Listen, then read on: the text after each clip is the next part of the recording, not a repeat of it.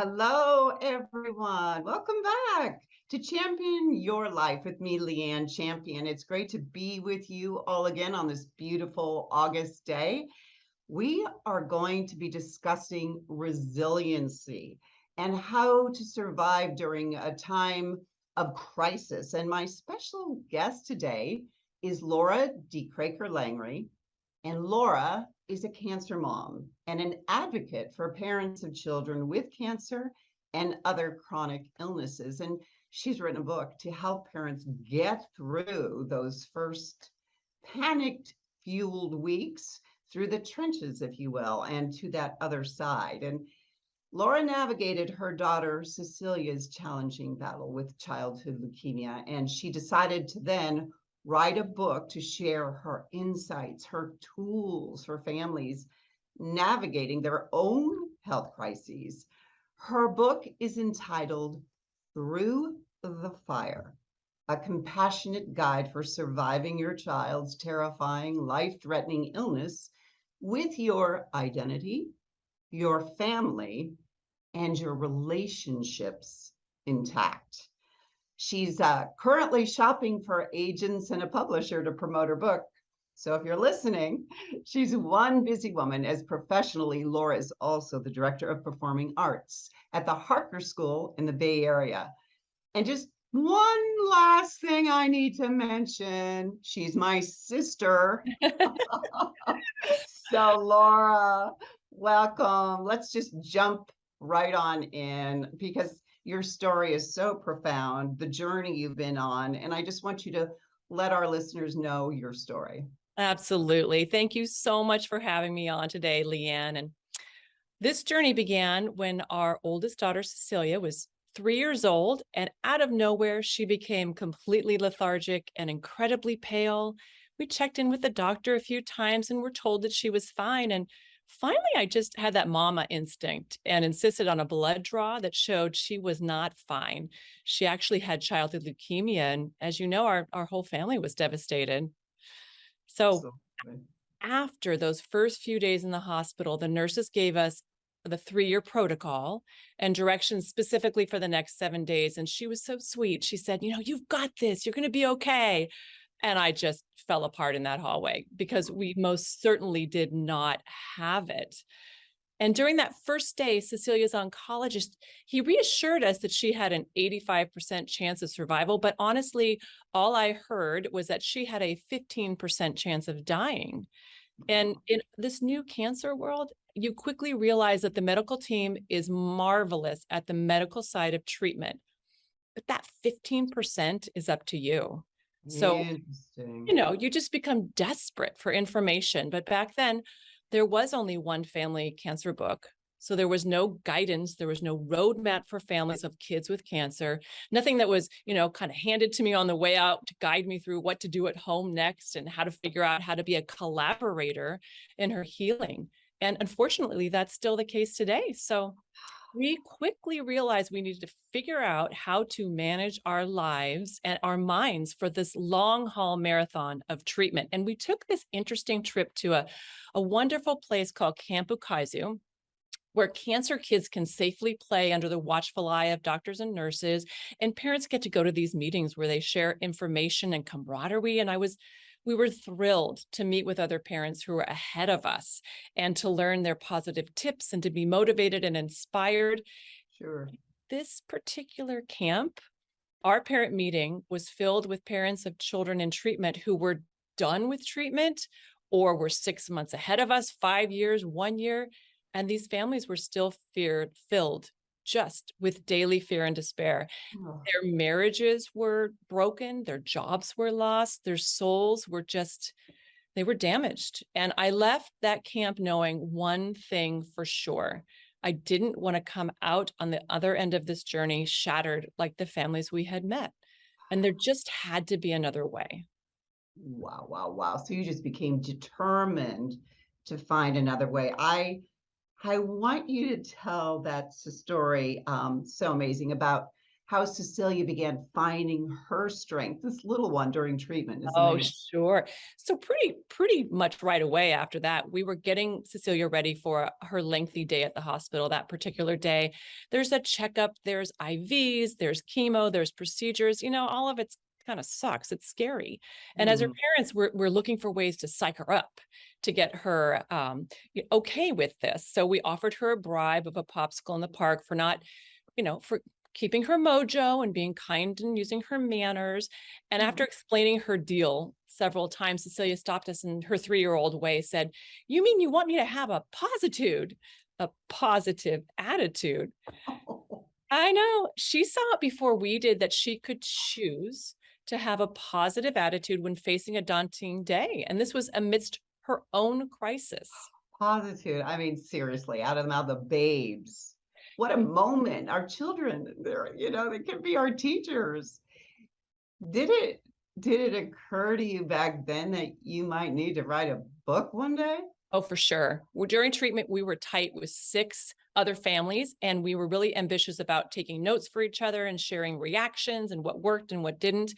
Tricks for getting your child to eat and how to go to school. And we shared these documents with each other and with other diagnosed parents. And I was so frustrated by the lack of universal knowledge to help families through a medical crisis. Well, any crisis in medicine.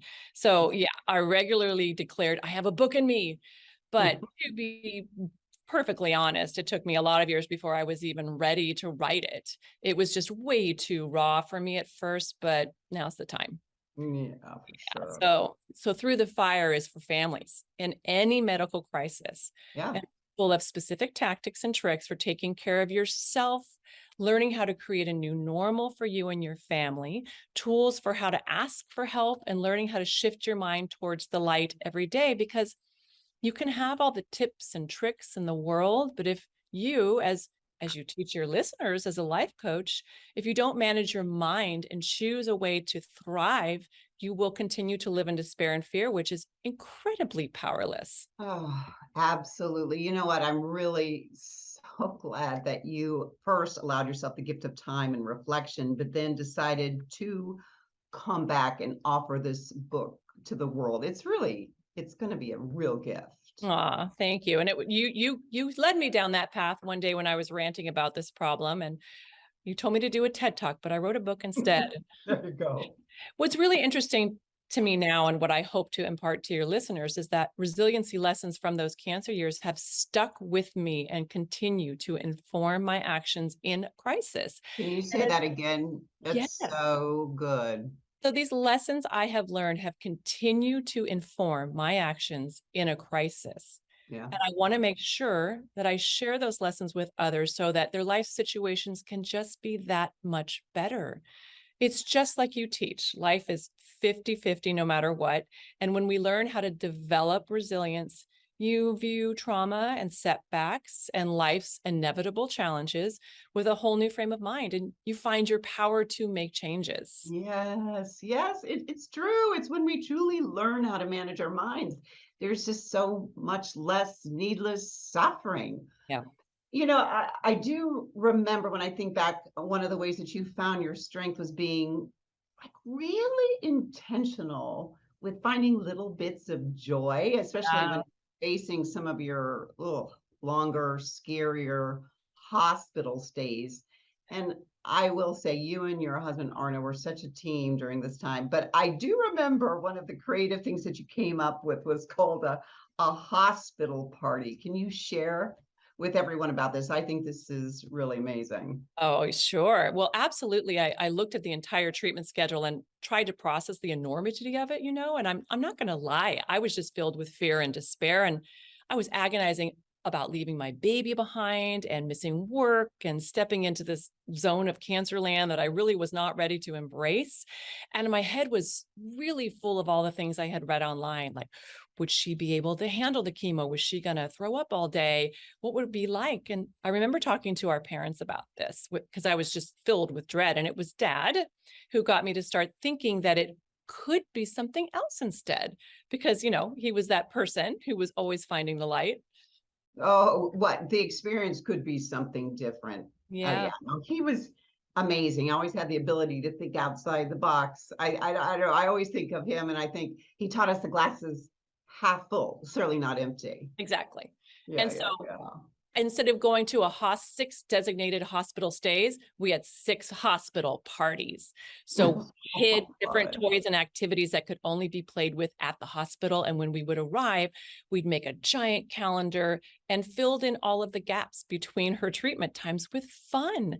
And on the very last day of those 6 hospital stays, over 6 months, we were rolling Cecilia again out of the hospital, and Arn and I just looked at each other with these bags under our eyes and said, oh my God, we've made it through this phase. And we look over and Cecilia's spinning around in front of the hospital and looks up wistfully and says, I'm going to miss this place.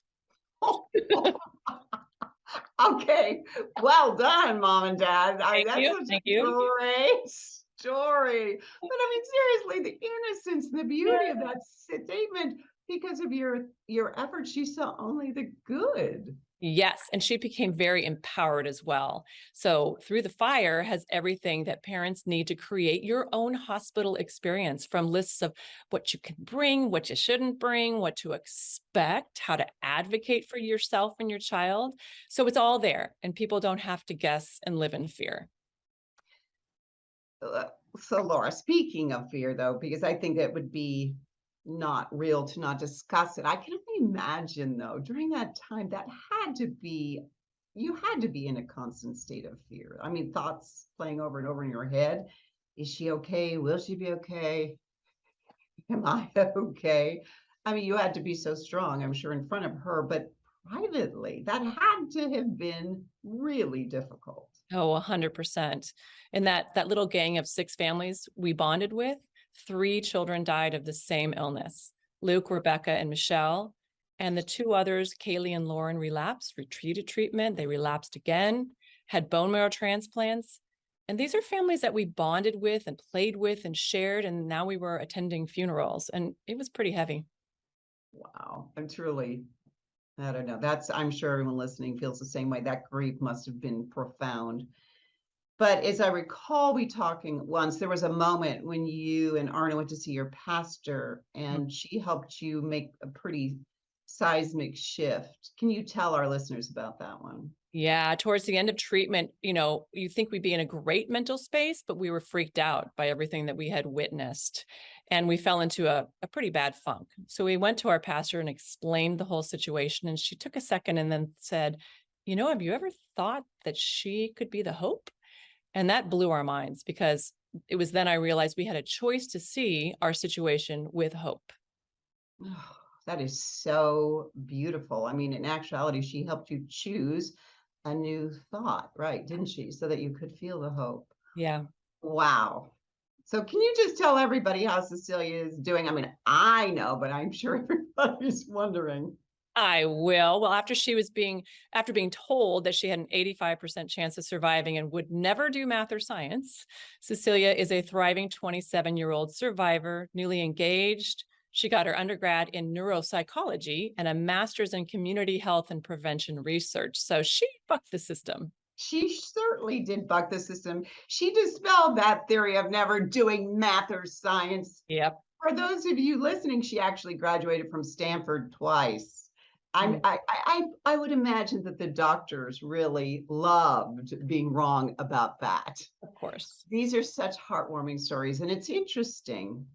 When we think through resiliency, it isn't really about hunkering down or toughing it out in, from what you're saying, waiting in a paralyzed fetal position for the storm to pass. No, it's about finding these creative ways to adapt to a changing, ever changing landscape, riding the wave, if you will, and learning somehow to stay steady amidst the chaos. Does that resonate, Laura? Absolutely, sure does. I'm so excited for you to share some of your tips that you put in your book, Through the Fire. Do you mind if we go through them? Oh, absolutely. All right, so here's the first one. This comes from that first month of my daughter's cancer treatment when, like any person going through something like that, you're burned out. And I couldn't see or understand how we were going to make it through all of those years of treatment, let alone another week or another day. I was super pissed off at cancer, just paralyzed. But interestingly, I really hated living like that. So I was rebelling so hard against the reality that I knew something had to change. And that's when I learned how important it is to surrender and accept. Surrendering and accepting your life situation is step one in developing your resiliency in a crisis. When we're living outside of the surrender zone, our minds and body go into fight, flight, or freeze mode. And it's natural, but it's super unproductive. But when we surrender to the situation at hand, so for me, my daughter had cancer, and accept what's in front of us, 3 years of treatment, that's when we find our power because we stop pushing back against reality and find ourselves with space to get creative and make choices that help our situation be less terrifying and more productive. So now, when difficult moments come up, I do remember much more quickly that the surest way out of my suffering and anxiety is to pause, surrender, and accept life as it's coming. And then Yeah. I can change what I can change. So good because it's true. It's only after we surrender to the reality and accept the situation can we truly move forward. I think this is so powerful for anyone listening out there, no matter what they're up against, because when you decide to surrender and accept, as you're saying, by doing so, then you're going to feel your resilience literally rise up, right? Exactly. Laura, what is the second tip that you have becoming more resilient in a crisis? All right. Tip number 2, wake up and set the intention to find joy, even in your darkest days. Mm. Now, I know if you're living in a crisis right now, I totally get that this might feel impossible, surely seem a little bit trite, but I have learned that when bad things happen, it's not the situation that makes you miserable per se, but it's your reaction that makes you suffer. Mm. So it's exactly like you coach your clients on healthy mind management, Leighanne. When we fill our minds with negative thoughts and negative images, and we let that anxiety run the house, that is when we suffer. Oh, so true. It's often when we allow our minds to be on that endless thought loop. It's what I Mm-hmm. call a thought tornado. But if we can Exactly. wake up and choose to set the intention to find the good, to find the light, to find the joy, that is when our energy shifts. That's how we shore up our mental health. We need to be so Yeah. intentional, though, don't we? We really do. And I find this so interesting because joy isn't always big. You think Mm. we have to have more money. We don't need to be living in a crisis. We need to be on a vacation. But actually, especially when you're in a crisis, you learn that the most joyful moments, once you start to look for them, are the little ones. So, like when your coffee is exactly as hot as you'd like it to be, or the warmth of a sweet little pet in your lap, or the way the sun streams across your room in the morning. All of those things, even in a crisis, are obtainable. Oh, it's that was really well put. And it's when you learn to recognize these things as the true joys of life, right? Those Yes. little things. This is what strengthens our resilience. Though sometimes during the more difficult times in life, we have to work a little harder to see them, but they're always there. All right, Mhm. let's talk. I'm just keeping us because I want to get through all of them. Let's talk about your third tip to be more resilient in a crisis. And I know this is kind of one of our sister favorites. We're both on the same page with this and believe in its importance. Oh, we sure do. And here it is, the importance of self-care. Mm, And we certainly learned the hard way about this one, didn't we? Haven't we mm, over the years? So over I the find, interestingly, self-care is one of the most difficult things for people to wrap their heads around. I think, especially women, to mm. actually put it into practice. But when Cecilia was finally cured, both Arna and I tanked big time. And PTSD was a super real experience for us. We thankfully got ourselves into therapy and continued with it. And that's where my thinking changed. Wow. But I mean, seriously, how could you not have had PTSD? Mhm. But what I just want to say, good on the both of you for reaching out and getting help. I mean, sometimes people are their own worst enemies because therapy and coaching are invaluable And we just, Yes. as a culture, we need to normalize getting the help we need. Absolutely. And that's why there's a full chapter in Through the Fire with all kinds of strategy like therapy and coaching for self-care. And they also includes things that are free, simple, others that take more time, maybe are more indulgent. And it's just because self-care wasn't something I didn't pay attention to when I was a young mom whose child had cancer. I was too busy and absorbed with her needs and my family's needs, and I lacked perspective to see that the things I was choosing to do for myself could actually make a difference in my well-being and their well-being. And if Yes. you're in a partnership, it's critical to take care of yourself and your partner. And that's an entirely other topic, and it's a whole chapter in my book. But a very important one. I'm glad you mentioned that. So, Laura, what is in your toolbox for self-care? Share some of your ideas for our listeners. Well, now when stressful times occur, the first thing I do is make sure I carve out some private time for myself. I up my yoga game, a little more meditation, make sure I'm being intentional about those things. And if I'm starting to spiral, I definitely book therapy. And if the budget allows, maybe something like a massage or acupuncture. But most of all, I quiet my life as best that I can. And ever since my cancer Mhm. years, my daily traditions are setting a morning intention, having a little time for spiritual reflection, and in the evening, a nightly meditation and gratitude journal for before bed. Those I established in cancer years, and they're non-negotiable.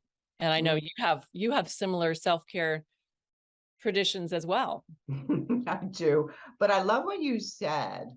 And I think when you're going through this, I quiet my life as best as I can. I think oftentimes the human nature is just to keep running, running, running. So I Yep. actually think it's really beautiful. Yes, I don't even like to get out of bed without going into prayer.